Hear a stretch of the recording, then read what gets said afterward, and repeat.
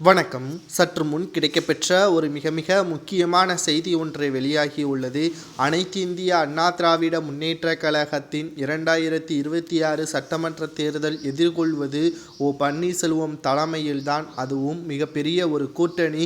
தற்பொழுது பாஜகவில் அண்ணாமலை அவர்கள் இல்லாமல் தலைமை தடுமாறுகிறது என்ற தகவல்களும் இணையதளங்களில் வைரலாக பரவி வருகிறது. அதிமுகவின் முன்னாள் அமைச்சர்கள் செய்த ஊழல்களும் வெட்ட வெளிச்சத்திற்கு வந்துவிட்டது.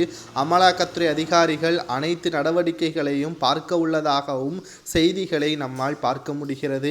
2026 சட்டமன்ற தேர்தல் நாங்கள் தான் தலைமை ஏற்போம் என்று கடந்த சில மாதங்களுக்கு முன்பாக பன்னீர்செல்வம் அவர்களும் சசிகலா அவர்களும் பேட்டி ஒன்றை அளித்திருந்தார். டிசம்பர் மாதத்திற்குள் அதிமுகவை மீட்டெடுப்போம் என்பதையும் தெள்ளத் தெளிவாக கூறியிருந்தார். தற்பொழுது நடக்கக்கூடிய நிகழ்வுகளை வைத்து பார்க்கும் பொழுதும் பன்னீர்செல்வம் அவர்களுக்கும் அவரது ஆதரவாளர்களுக்கும் முழுமையான ஆதரவுகளை டெல்லி பாஜக வழங்கி வருகிறது. அமெரிக்காவிற்கு சென்ற முதல்வர் ஸ்டாலின் அவர்கள் தமிழகத்திற்கு வந்த பிறகு பல்வேறு சூழல்கள் ஏற்பட்டுள்ள நிலையில் லண்டனில் இருந்து தமிழகம் வருகை தரும்பொழுது அண்ணாமலை அவர்கள் பாஜகவுடன் கூட்டணி வைப்பதற்கான ஏற்பாடுகளை தான் தற்பொழுது பாஜக செய்து வருவதாகவும், குறிப்பாக எடப்பாடி பழனிசாமி அவர்கள் கட்சியிலிருந்து முழுமையாக நீக்கப்பட்டு சிறையில் அடைக்கப்பட்ட பிறகு ஆட்டோமேட்டிக்காக அதிமுகவின் தலைமை பன்னீர்செல்வத்திற்கு வந்து சேரும் விதமாகத்தான் தற்பொழுது செயல்பாடுகள் முழுமையாக நடைபெற்று கொண்டிருக்கிறது.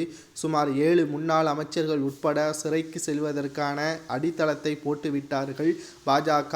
இந்த சூழலில்தான் தற்பொழுது அதிமுகவை மீட்டெடுக்க வேண்டி பன்னீர்செல்வம் அவர்கள் இத்தனை மாதமாக அமைதியாக இருந்த ஓபிஎஸ் அவர்களுக்கு மிகப்பெரிய ஒரு அதிர்ஷ்டமாக இந்த வாய்ப்பு கருதுகிறது. எதற்காகவென்றால் 2026 சட்டமன்ற தேர்தல் மக்களவை தேர்தலை போல பிரிந்து கூட்டணி இல்லாமல் 4 திசைகளாக பிரிந்து தேர்தலை சந்தித்து எந்த ஒரு பயனும் இல்லை. ஒரே திசையாக ஒரே அணியாக தேர்தலில் போட்டியிட்டால் எதிரியை வீழ்த்தலாம். பாஜக, பாமக, அதிமுக, தேமுதிக போன்ற கட்சிகள் கூட்டணி வைத்து ஆட்சியிலும் அதிகாரத்திலும் பங்கு கொள்ளும் விதமாக பாஜகவின் திட்டம் இருப்பதாக செய்திகளை நம்மால் பார்க்க முடிகிறது. பன்னீர்செல்வம் அவர்கள் நினைத்தது அதிமுகவின் தலைமை.